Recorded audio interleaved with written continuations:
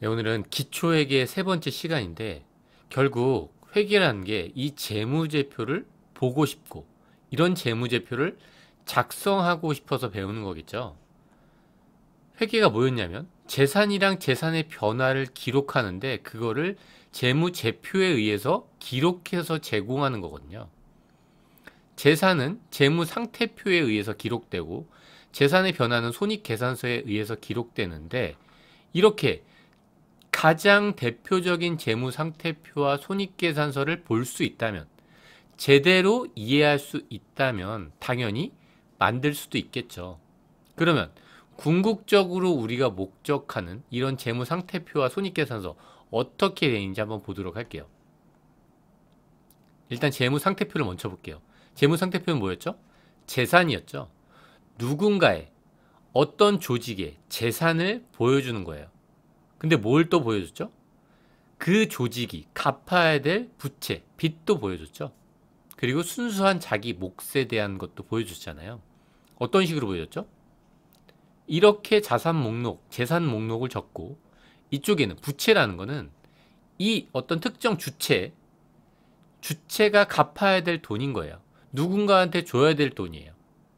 그러면 내가 갖고 있는 재산에서 누군가한테 줘야 될 돈을 뺀다면 그게 내 몫인 자본인 거겠죠. 이때 특정 시점은 아주 중요하다고 지난 시간에 말씀을 드렸었죠. 그리고 손익계산서는 뭐였죠? 어떤 기간 동안의 수익이나 비용이었죠. 이걸 계속 반복하는 이유가 그만큼 중요하기 때문에 그래요. 그럼 스타벅스의 재산은 얼마일까요? 한번 보면요. 이게 공시되어 있는 자료를 제가 갖고 온 거예요. 이걸 볼 수 있으면 되는 거잖아요. 재무상태표래요. 누구 건지 나오죠? 주식회사 스타벅스 코리아. 시점도 당연히 나와야 되겠죠? 2018년 12월 31일. 현재가 여기에요. 그러면 스타벅스 코리아는 현재 12월 31일 현재겠죠? 그때 현금 및 현금성 자산을 1020억 정도 갖고 있네요. 그리고 뭐가 있죠? 매출 채권을 한 525억 정도. 이게 무슨 말인지 잘 모르겠죠. 그리고 기타 금융자산, 기타 유동자산, 그리고 재고자산을 410억 정도. 잘 모르겠는 단어는 그냥 넘어갈게요. 장기 금융상품, 유형자산, 뭔가 좀 알 것 같죠? 형태가 있는 자산 같잖아요. 이게 얼마죠? 1억, 10억, 100억, 이것도 2천억이네요. 2천억 정도의 유형자산을 갖고 있는 거죠. 스타벅스 코리아는 전체 재산 목록을 다 더해보니까 7,730억 원 정도 되는 거예요. 이게 스타벅스 코리아가 갖고 있는 항목들이에요. 이걸 보니까 뭘 좀 알겠나요? 부채는 어떨까요? 스타벅스 코리아가 누군가한테 줘야 될 돈, 앞으로 줘야 될 돈 포함되어 있겠죠? 뭔가 매입 채무, 잘은 모르겠지만 그게 1,000억 정도. 법인세 부채가 이게 얼마죠? 246억 정도 되네요. 12월 31일 현재.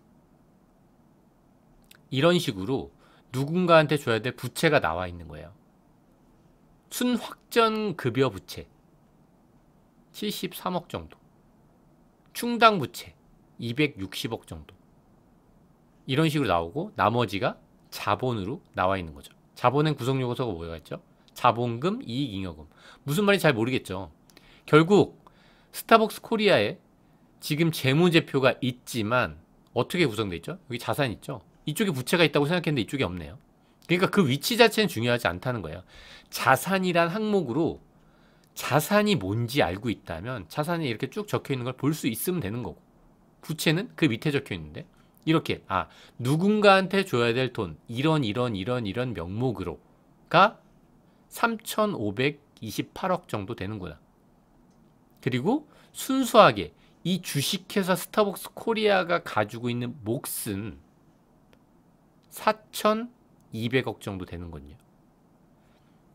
결국 이렇게 부채랑 자본을 더하니까 7,730 똑같죠? 자산이랑 아까 봤던 이렇다는 거예요. 근데 이걸 보니까 뭘 알겠나요? 이거는 한국채택 국제회계기준이라는 그 기준을 적용해서 작성한 재무상태표인데 상당히 단순화돼 있죠. 7,700억 원이라는 그 자산을 아주 단순하게 표현했잖아요. 그쵸? 근데 이것보다 일반 기업회계 기준이라는 게 조금 더 자세히 풀어놓거든요. 상장회사들이 보통 이 국제회계 기준을 적용하죠. 스타벅스 코리아는 이 상장된 회사의 계열사라서 이렇게 표시한 거고요.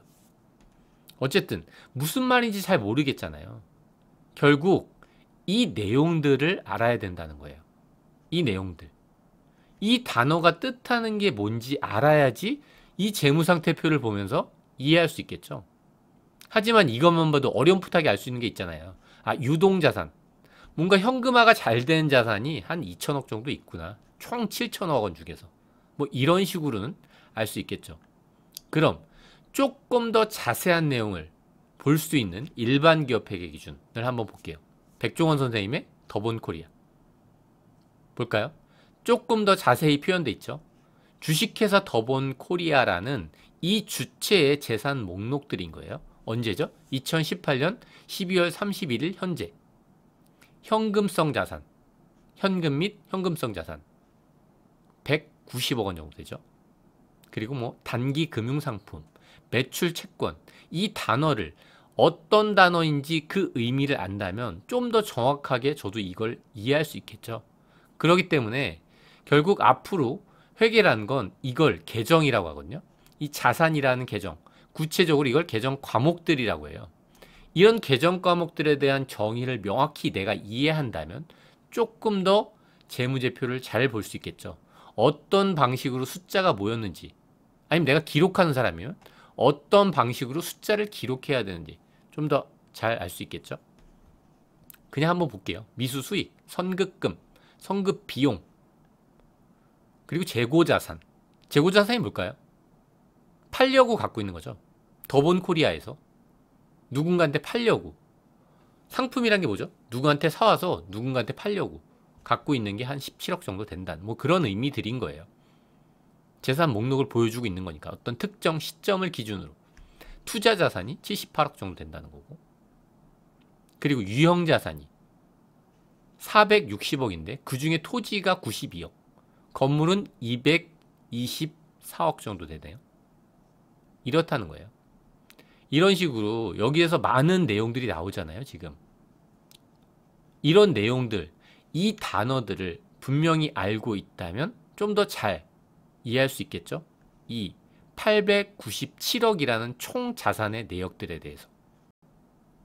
부채는 어떨까요? 단기 차입금이 31억 정도 있네요. 급한 유동부채를 1년 이내에 갚아야 된다고 생각하거든요, 보통. 그게 한 180억 원 정도 있고요. 비유동부채가 154억 정도 있네요.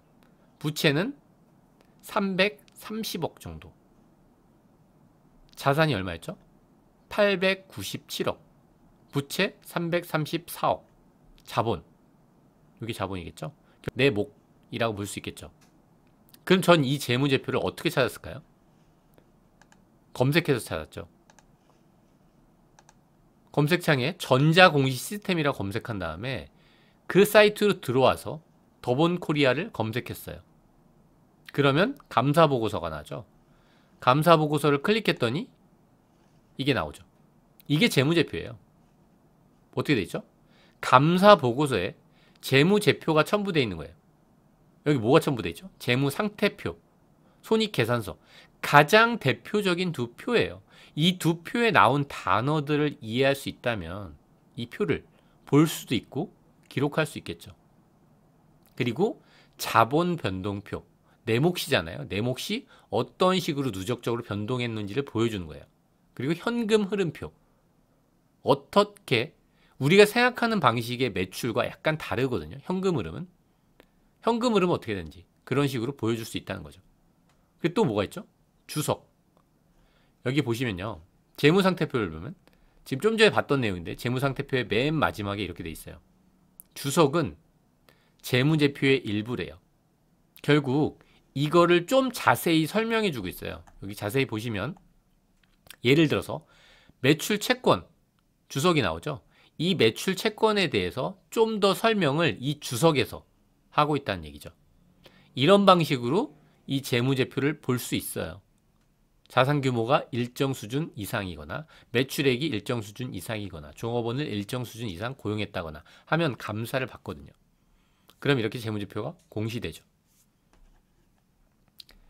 이런 식으로 우리가 재무상태표를 볼 수 있는데 결국 보려면 보고 싶은 회사를 보고 그 과목들을 볼 수 있다면 재무상태표를 볼 수 있는 거 있죠.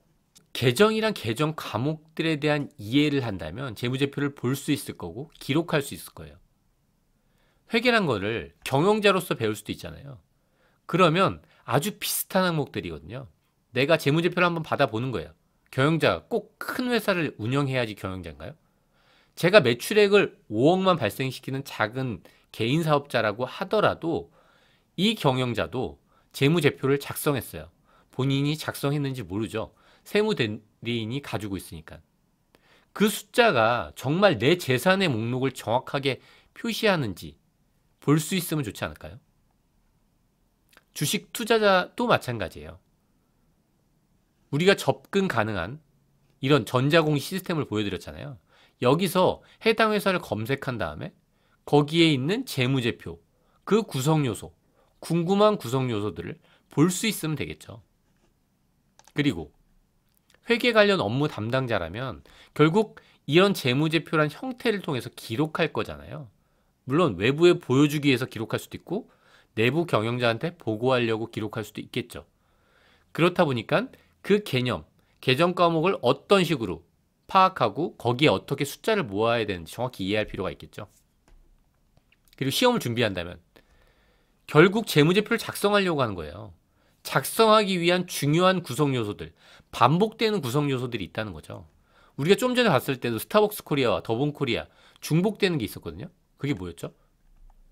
위에서 보면 재산 목록에서 재고자산이라는 게 있었죠. 이 재고자산이라는 게 뭔지 명확히 알 수 있다면 반복되잖아요. 그쵸? 여기도 반복되죠? 여기에서도 재고자산이 나오잖아요. 자산 쪽에 재고자산 나오죠? 이런 식으로 계정이라는 게 비교할 수 있게 비슷한 형태를 띈다는 거죠. 이런 계정 과목들에 대한 성격을 분명하게 안다면 잘 기록할 수 있겠죠? 그리고 그렇게 중요하게 생각하는 계정 과목이 시험에 나오는 거예요. 결국 회계라는 거를 배우고 싶어 하는 분들은 많은데 접근을 어떻게 할지 모르거든요. 회계 원리를 보면 되나요? 그게 아니라는 거죠. 회계 원리에 있는 내용을 다 볼 필요가 없는 거예요. 나랑 가장 관련 있는 재무 상태표와 손익계산서를 가지고 그 중에서 이해 안 되는 계정 과목들에 대한 얘기를, 그 의미를 파악한다면, 내가 그 재무제표를 볼 수 있다면 난 회계를 알고 있는 거가 되겠죠? 그러니까 앞으로는 내가 보려고 하는 재무제표나 손익계산서를 확정한 다음에 그 중에서 필요한 부분만 보시면 될 것 같아요. 네, 오늘 여기까지 하도록 하겠습니다.